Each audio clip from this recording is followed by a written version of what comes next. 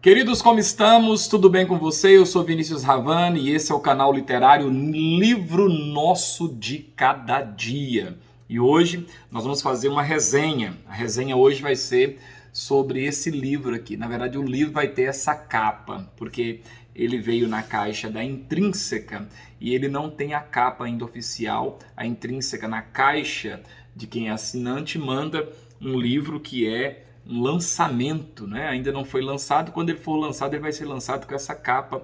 É uma nota de $100 pegando fogo, que atrás também tem uma cena que não sei se dá para você ver, dinheiro sendo queimado.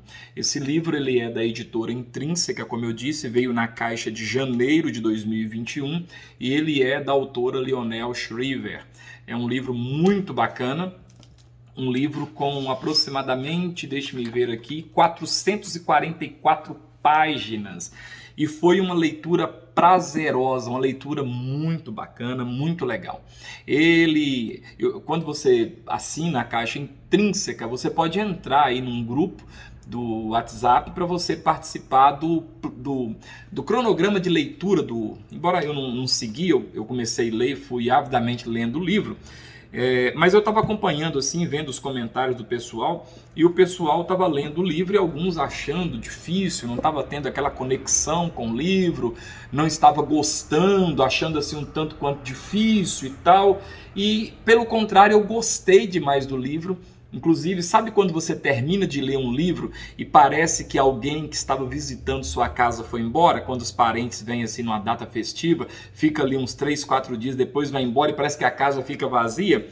Quando eu concluí a leitura desse livro, parece que a casa ficou vazia, porque eu fui me familiarizando com os personagens desse livro. Então eu quero falar um pouco sobre a minha leitura desse livro e passar uma resenha para você sobre esse livro aqui, A Família Mandible. Talvez na hora de falar eu vou falar um pouquinho errado, porque meu inglês é péssimo, talvez eu vou errar aqui na pronúncia, mas vou tentar falar mandible o tempo todo, embora está escrito mandible, né? Vamos então. Então o que acontece? A primeira coisa que eu quero aconselhar quem for ler esse livro quando sair aí para vender com essa capinha maravilhosa aqui, é você, ao ler, já nos primeiros capítulos, na primeira leitura, você fazer o seguinte, você ir anotando, fazendo uma lista dos nomes das pessoas e o que cada um é do outro. Esse livro ele vai tratar de uma distopia e o país assim que vai ter assim a base dele vai ser os Estados Unidos. Ele vai pegar aqui, olha, do ano 2029 até o ano 2047, se bem que o último ano citado no livro vai ser em 2064, que vai ser o último ano citado nesse livro. Esse livro ele vai contar a situação financeira, o caos financeiro que se abateu nos Estados Unidos da América e como que tudo ficou ao inverso. Hoje você tem os países indo para os Estados Unidos, mas nesse livro vai mostrar as pessoas saindo dos Estados Unidos. Onde os Estados Unidos põem fronteira para ninguém entrar, vai ser o contrário. Os países vão pôr fronteira para ninguém sair dos Estados Unidos e ir para o seu país. O dólar vai perder o seu poder, o seu valor, né? O dólar vai deixar de ter valor e vai surgir uma nova moeda chamada Bancor. Esse Bancor vai ser uma moeda que todo mundo vai abraçar, exceto os Estados Unidos da América, e aí vai se dar uma grande,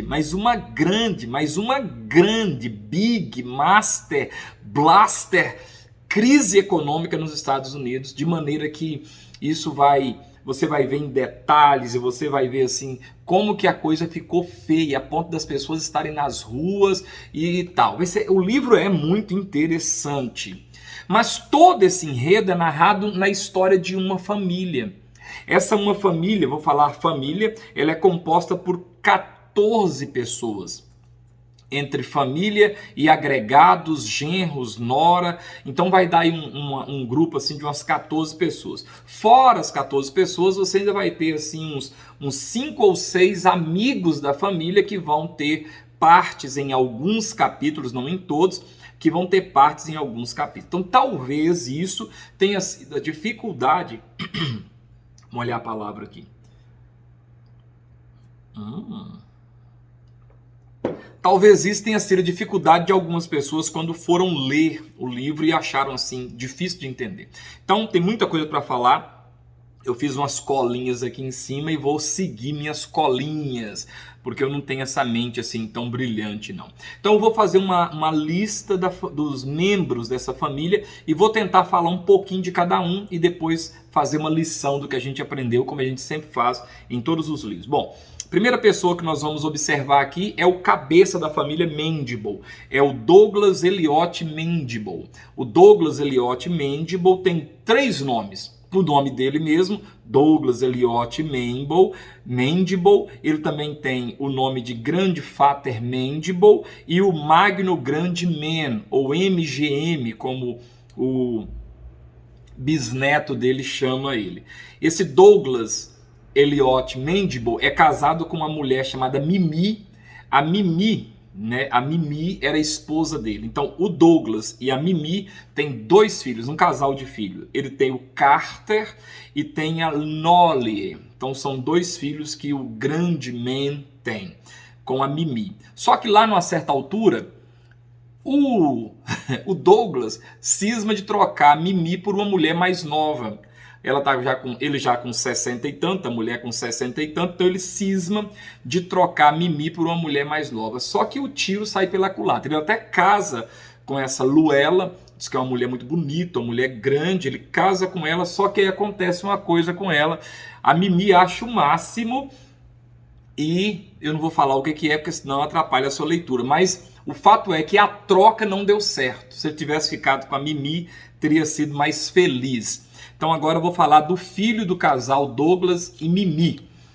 A primeira é a Nollie Mandible. A Nollie é uma das filhas desse casal Mimi a Luella, a Mimi e o Douglas. E a Nollie, ela é escritora. Ela é talvez divorciada, separada. Ela já teve um marido, um namorado, só que não conta, ele não tem voz no livro. E ela morava na França por causa desse livro que ela escreve. E é interessante, ela fica famosa por um livro que ela escreve, um romance, mas que na verdade nesse romance ela retrata a história da mãe com o pai. E isso faz com que a mãe dela, Mimi, tenha birra dela, eles não conversam. E também o Carter, que é irmão dela, também não gosta dela. Lá pro meio do final, ela começa a ter uma coisinha com o pai dela, no caso Douglas Mandible. E aí o que acontece é o seguinte, essa Nollie, ela já é uma coroona aqui no livro, de uns 70 e tantos anos, mas ela é muito preocupada assim com a questão da saúde, e você vai ver assim o que ela faz para manter a saúde dela em dias. Ela mora na França, mas quando há essa crise, acaba que os países que têm pessoas americanas começam a pegar no pé dos americanos para que eles voltem para os Estados Unidos. O trem é feio. E fiquem lá no seu país falido. E ela volta da França para os Estados Unidos, e aí depois você vai ver lá. Bom, o irmão dela chama Carter. O Carter é casado com a Jane. Carter e Jane, são pais de 3 filhos. Eles são pais de Florence, que para mim é a personagem assim mais top do livro, e eles também são pais de Avery, que é a personagem mais mimizinha do livro, e de Jared, que é o mais pobretão da turma, né, Jared. Então a Florence, que ela para mim é uma personagem fora do comum, ela tem um filho chamado Willie Mandible. Esse Willie Mandible é filho da Florence, foi um filho fora do casamento, foi um filho particular que ela tem, e ela depois conhece um homem chamado Esteban Padilla. Esse Esteban Padilla é latino, né? Ele já é de outra, não é americano, naquele perfil americano, e ela mora, a Florence mora com o Esteban. Eles moram numa casa muito pequena. A casa é descrita, ela tem um porão, ela tem um primeiro andar, um térreo, a parte térrea é sala, misturado com a cozinha e um quartinho. E tipo assim, num mezanino vai ter o quarto, e acima tem, antes da telha ali no sótão, tem um espaço ali que é para guardar coisas, né? Então a casa ela tem esses três, um para dentro da terra, um em cima da terra e um em cima da casa, que é uma coisinha baixa de 1 metro e pouco de altura. Então moram nessa casa Esteban Padilla, a Florence Mandible e o Willie, que é o filho dela, e ele é o padrasto. Nessa casa também tem um cachorrinho chamado Milo e tem um inquilino que mora no porão chamado Kurt Inglewood. Ele é um inquilino, ele mora ali, pagando aluguel ali embaixo. Bom, então nós temos agora, essa é a primeira da família lá, filhas do Carter. Ela é a primeira filha do Carter, então é a Florence, né? Filha do Carter. Segundo aqui é a Avery. A Avery é casada com um tal de Lowen Stackenhose. O Lowen Stackenhose é um professor universitário, é um camarada assim que vive no mundo da lua. Sabe aquele cara, o mundo tá todo falido e ele fazendo cálculos matemáticos de economias para explicar por que o país está em crise. Antes da crise acontecer, Lowen Stackenhose e Avery Mandible eram ricos.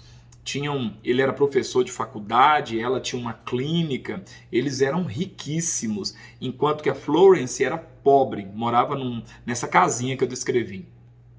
E o Lowen e a Avery, eles têm 3 filhos, Savannah, a menina mais velha, mimadinha, o Goog, que é o rapazinho do meio, e o Bing, que é o mais novo deles. E tem o Jared, que também é filho do Carter, né? Irmão da Florence e da Avery, tem o Jared. O Jared é aquele camarada assim que foi para a roça, foi morar na roça, não ficou muito na cidade, então é um camarada bem da roça, não é casado e tal. Inclusive, esse camarada da roça é que vai salvar essa família em um dado momento da história. Outra coisa que eu percebo aqui também, deixa eu falar mais um pouquinho.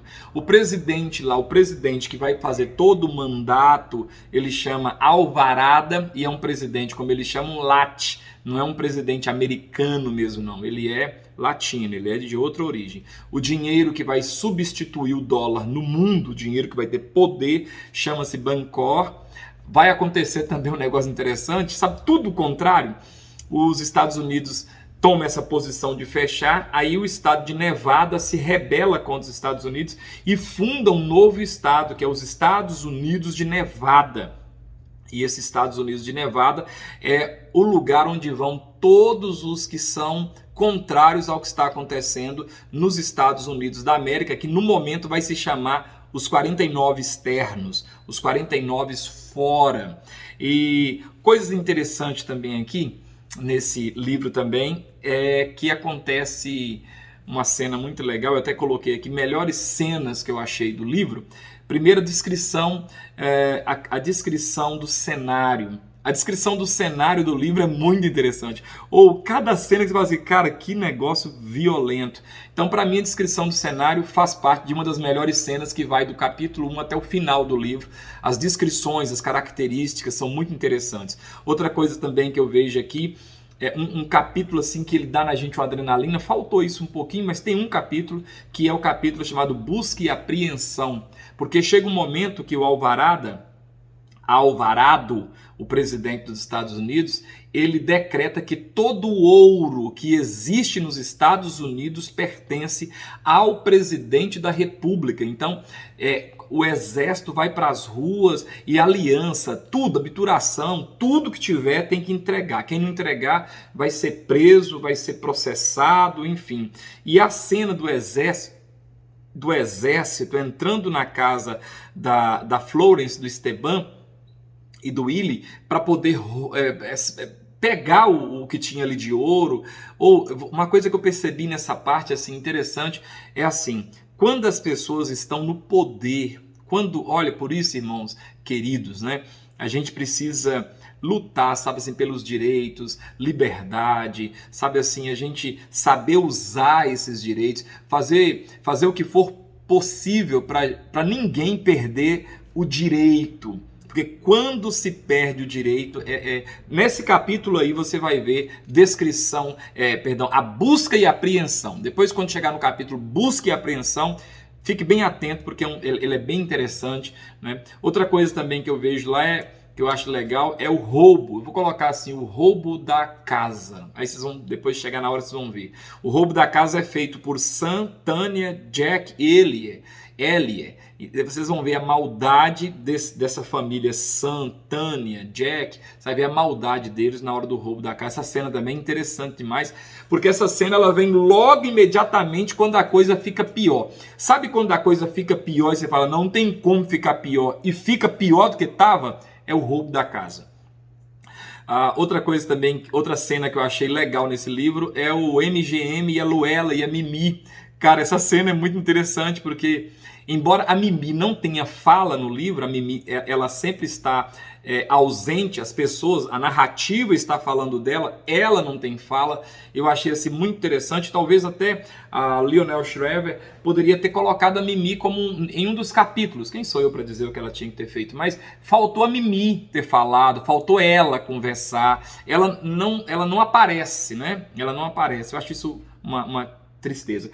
Mas essa parte aqui, quando o MGM, né, quando Douglas, né, o Magnum Grande Man troca a Mimi pela Luella, o que acontece com a Luella faz com que, embora a Mimi não esteja falando no livro, você vê alguém descrevendo que ela gostou demais da conta do que aconteceu. Outra coisa também é uma cena que eu acho muito legal, eu vou chamar de reunião geral. Quando acontece a reunião geral, o cenário, a cara de todo mundo, quando acontece a reunião geral, é muito interessante. Outro ponto também, outra cena forte desse livro também, e eu não estou dando spoiler, essa cena, eu vou colocar assim, ó, MGM e Luella. MGM e Luella. Quando chegar nessa cena, mais ou menos nessa ordem que eu estou narrando aqui, ela é muito interessante, como que o MGM resolve o problema. É crítica, é pesada essa cena. Uma outra cena também, ou cenas que vão se passando, que eu acho também pesada, é a frieza do Willie. O Willie é um cidadão, assim, um menino, ele vai de menino a homem no livro, né? Frio, de uma frieza muito fenomenal. Outra coisa que eu percebo também nesse livro como cena interessante é o final do livro. Cara, o final do livro é brilhante. É muito legal o final do livro. Para fechar, para o vídeo não ficar grande, lições que eu aprendo nesse livro. Primeiro, família é importante. Cara, essa bagunça que deu, pobreza, crise, falta de comida, falta de dinheiro, gente aprontando, gente... Ai, meu Deus, valores, mas família, cara. Esses livros tudo mostra que família é importante, o valor da família. Segundo, sempre cabe mais um. Olha, sempre cabe mais um na família. Isso aqui você aprende nesse livro. Tá apertado, mas se vier mais um é bem-vindo. Outra coisa que eu aprendo aqui, a vida pode mudar da noite para o dia. Ela pode mudar na área de saúde, finanças, na área de sentimentos, ela muda. Cara, a vida muda, a vida não é perene, ela vai mudar, ela pode mudar. Outra coisa interessante que eu vejo também como lição, os serviços simples salvam a vida. Sabe o que salvou a vida desse povo? Não foi o professor universitário. O que salvou a vida foi o que plantava, o que sabia plantar cebola, laranja, batata. Os serviços simples. Às vezes você fica pensando que o mundo deveria conter só médicos e esquece que sem o professor não tem médico, sem o eletricista quero ver como é que o médico opera. Então, os serviços que a gente acha que são simples, pelo contrário, são extremamente, importantes e serviços que vão salvar a vida. No livro, são serviços simples que salvam a vida das pessoas ali. Outra coisa que eu aprendo nesse livro, cuidado com suas escolhas, me referindo a Mimi, MGM e Luella. Talvez você pode se surpreender com as escolhas que você faz na sua vida. Outra lição que eu aprendo, frieza. Nós precisamos tomar cuidado para que as situações que a gente vai vivendo não façam com que a gente seja assim frio, igual eles são frios em dados momentos assim, que a gente fica até assim, meu Deus, que frieza. Outra coisa que eu aprendo, valores são importantes. Valores são importantes. Você vai ver isso com a Savannah, né? Savannah é um personagem aqui. Valores são importantes, sabe? O livro termina bem, principalmente com a Savannah, mas nem sempre termina tão bem como foi ali. Valores são importantes, a gente não deve sabe, negociar valores, princípios, né, valores e princípios. Vivemos com menos. Isso é uma lição que eu aprendo nesse livro, do primeiro até o último capítulo. Dá para viver com menos. Você acostumou passar protetor solar, mas dá para viver sem. A gente acostumou, sabe, colocar aquele tempero tchan, sabe, assim, mas dá para viver com menos. Isso eu te garanto. Esse livro ensina que dá para viver com menos. Outra coisa que eu aprendo nesse livro, a geografia não é tudo. Tem hora que precisa trocar a geografia da sua vida. Sabe quando que a vida deles mudam de tudo mesmo, que a família Mandible consegue se reestruturar? Eu já dei um spoiler, né? Ela se reestrutura, é quando eles trocam de geografia. Às vezes você está num lugar, numa cidade, o trem, sabe, não é legal, a história é ruim, geografia não é tudo, não. Outra coisa também, não desista dos seus. O Willie, embora seja frio, ele ensina isso no final do livro. Não desista dos seus. E a última lição que eu pego nesse livro para fechar: economize, sabe? Economize. Economize, você vai aprender isso com Nolly. Economize. Outra lição, essa aqui vai de graça. Cara, não seja sacana. Aí você vai aprender essa coisa de não ser um cara sacana com o Gug. Né? O Gug, num dado momento de pobreza, ele se torna o melhor, o mais bem empregado entre os Mandible. Mas sabe o que ele faz? Ele vira contra a família para ser bem empregado. Cara, troca sua família por nada, não.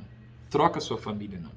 Só que no final o Willie salva ele dessa situação. Bom, esse aí foi o livro A Família Mandible, que pode ser a família Oliveira, Silva, João, Manuel, a família, sabe, qualquer família. A minha é Oliveira, Ravani, então pode ser a sua. Essa história é fera demais. Leia esse livro, muito bacana mesmo.